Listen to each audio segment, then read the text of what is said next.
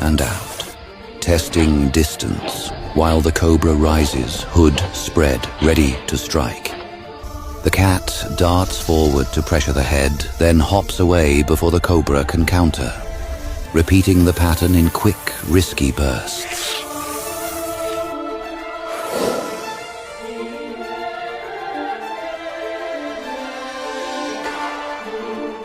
And each time the serval springs back or straight up, letting the fangs snap through empty air.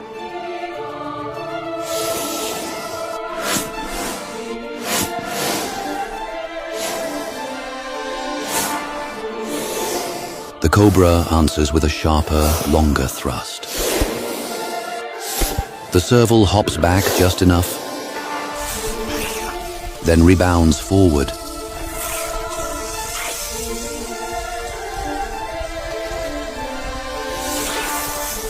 Testing whether the head will hesitate on the recoil.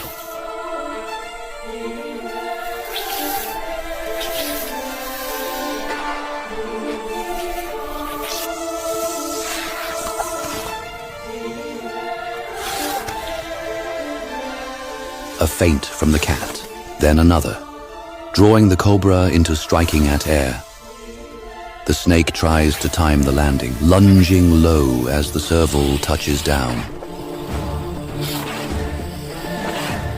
The serval jumps again, higher this time, twisting away mid-air and landing out of reach by a breath.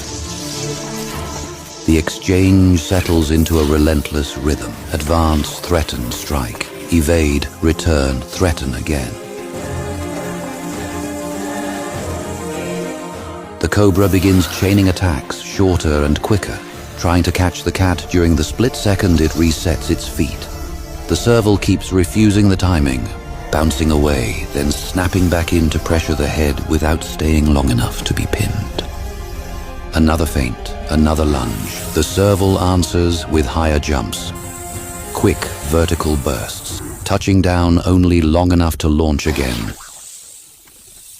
The serval twists away mid-air and lands out of range.